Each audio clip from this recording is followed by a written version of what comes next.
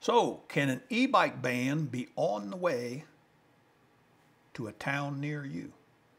Well, stick around. That's what we're going to get into today. All right, guys, we want you all to know we're going to do our very best to make sure you stay aware of all the new laws that are coming out, any of these bannings, things like that. So if you want to keep up to date on that, hit the like, hit the subscribe. We really appreciate it. And hey, thanks. We'll see you out there. Well, hello again, Internet. Welcome back to the channel. Yeah, I'm supposed to be on rest right now, but I figure sitting at this computer is kind of like rest. And this is Saturday morning, but some things happened this week that told me, look, I need to really put this video together. You know, I had some other things ready. They were in the hopper that we were going to put out for Monday, but this showed up this week, and I said, we've got to do something about this. So what happened? Well, a town in Florida by the name of Key Biscayne, Florida, they just announced yesterday that there is a 60-day ban on all e-bikes. What happened? Well, this past week there was an accident in that town, and it was an accident between a young boy on an e-vehicle of some type. I'm not sure if it was an e-bike or an e-scooter, and a 60-year-old woman on a regular bicycle. Tragically, the 60-year-old woman did not survive. Yeah, you cannot imagine, unless you've lost somebody very close to you through an accident where it was totally unexpected, you cannot imagine the pain that her loved ones are going through. So I would not wish that on anybody. But is this the right response to this? From what I understand, the young boy was wearing a helmet and the woman that passed was not. You would think they would come out with something that says you have to wear helmets for the next 60 days on all bicycles. Would that have made a difference? I don't know. Was it the e-vehicle's fault or the acoustic bike's fault or a combination thereof? I really don't know. And I don't know that that's really important towards what this discussion is going to be addressing today. And that is what I have been talking about, is these e-bikes becoming banned. Yeah, I thought, and I'm not on top of the world right now, guys, so I've not done extensive research into this. This just came up yesterday when I really couldn't do much of anything. And this morning I started looking. I did a search on e-bike bans. And well, I'm running into things like more college campuses banning e-bikes and e-scooters. This fall, when students return to campus, many colleges and universities announced their e-bikes and e-scooters are not going to be welcome. Port of San Diego bans e-bikes, e-scooters, most pedicabs. The Port of San Diego Board of Port Commissioners is limiting where people can ride motorized mobility devices along the San Diego Bay waterfront. On Tuesday, the board on Tuesday approved amendments to the San Diego Unified Port District Code Section 8.07, adding a new regulation on electric bikes, scooters, pedicabs, skateboards, and hoverboards, citing pedestrian safety is the reason for the changes. Now, it does say in here that riders will be allowed on roadways, parking lots, and streets. We're going to tackle that question there in just a little bit. Of course, New York City has banned the sale of any electric bikes that do not have UL certified batteries with them. So, you know, there's that. Ocean City, New Jersey, an electric bike ban could be the next addition to the latest rules and restrictions in Ocean City. An ordinance prohibiting the use of e-bikes on the boardwalks is set to be introduced June the 6th of last year. I have not looked into if that became the case or not. Of course, we all know California is really restricting. I believe it was Gary of Gary's E-Bike Adventures spoke about New Hampshire is trying to pass some laws. they're trying to have us register these e-bikes. Well, my complaint the whole time along this has been, and I've spoken about this, I did a video on will e-bikes be banned about 9 months ago. And my whole message I'm trying to get across is there are Class 1, Class 2, and Class 3 e-bikes out there that's already been defined. We need to keep those separated from these other bikes that are coming out that are undefined e-bike. Because do you notice every one of these articles, not one time did they say they are banning undefined e-bikes. They're banning e-bikes, period. Is there a difference between a Class 1 e-bike that goes to 20 miles an hour with pedal assist? I think it's 20 miles an hour. Maybe it's a little slower for Class 1. Do you think there's a little bit of a difference between that and a Sur-Ron? You know, you can put a set of pedals on a Sur-Ron. Is there any difference there? Yeah, there is. Yeah, there is. So what do we do about this? What do we do? You know, okay, Blaine, that's great. You've defined we got a problem. So what do you suggest we do? Well, I started doing some searching around. And I found an advocacy group that is called the peopleforbikes.org. And they are in, I believe it's Boulder, Colorado.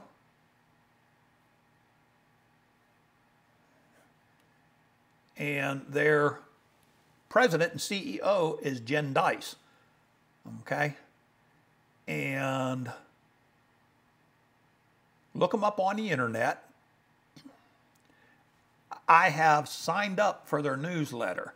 They do advocacy work on, let's go over to our mission statement here, and I'm going to give you what their mission statement is. And People for Bikes is making biking better for everyone by uniting millions of Americans, thousands of businesses, and hundreds of communities to make every bike ride safer, the more accessible and more fun. The People for Bikes Coalition has more than 325 supplier members and 1.4 million supporters in its grassroots network. When the people ride the bike, great things happen. That's their mission statement. But what I noticed as I was doing my search on this is they do have an entire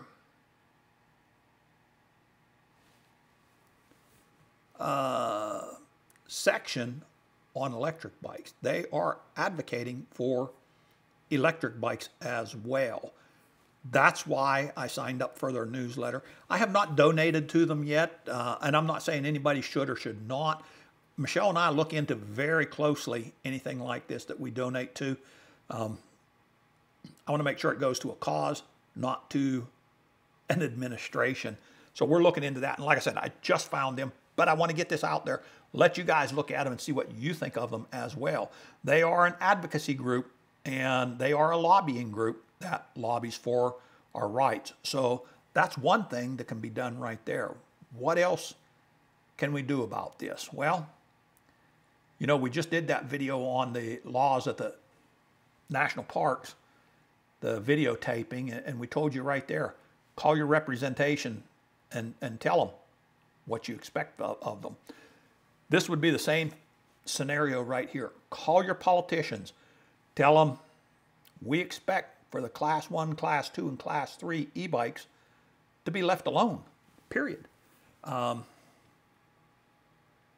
Yeah, I think if they would leave those bikes alone and leave them as still, no, you know, with no changes to that, I think maybe a lot of us will be unaffected by some of these regulations that are coming down.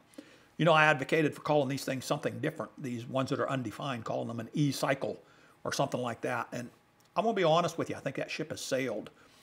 In North Carolina, our e-bike laws, they consider anything Class 1 or Class 2 to be the same as a regular bike. Where do we go here? Class 3 is not pulled out here. It is what it is. Would I like to see a Class 3 bikes left alone as well? I certainly would. I certainly would. But if I got to go on what they're already defining, I'll go with that rather than something else that's coming down the pike.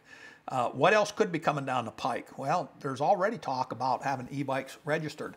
How'd you like to have to go out and register and get insurance? Because the next thing that's going to happen when they start registering bikes, they're going to tell you, well, you know, we need to know who's riding these bikes out on the streets and on the greenways and everything. How'd you like to go out there and register your Class 2 e-bike? Because you know what's coming next. You're going to have liability insurance. Hey, if you go out there on the road and you cause a problem, you need to be able to make that person whole. If you injure somebody, whether it's their property or their person, you need to be able to make them whole, and you can't afford to do that maybe. So now you're going to have insurance. Can you see where this is going to? Exactly what I said at one point.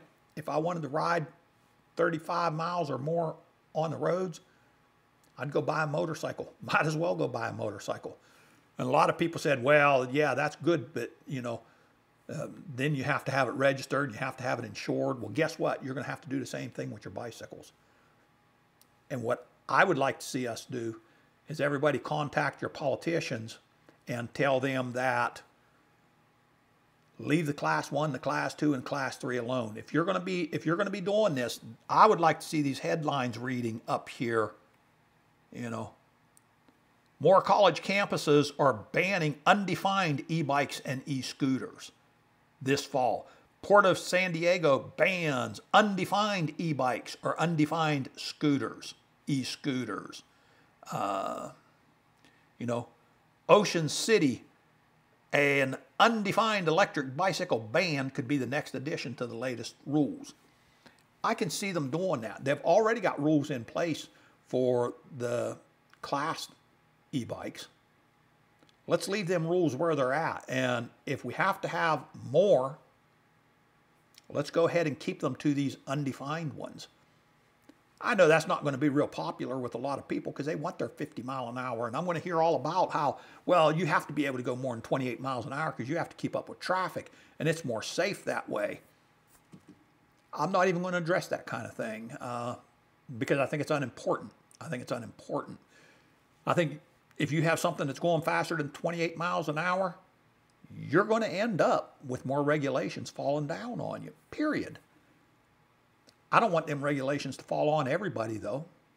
I want them to be kept to where they apply, kept to where they apply. That's a fight for you to fight. I'm wanting to fight this fight right here. Leave the Class 1, the Class 2, and the Class 3 e-bikes alone. I guess I heard one other really good argument on this would be no throttles on an electric bike, and then you could leave them alone.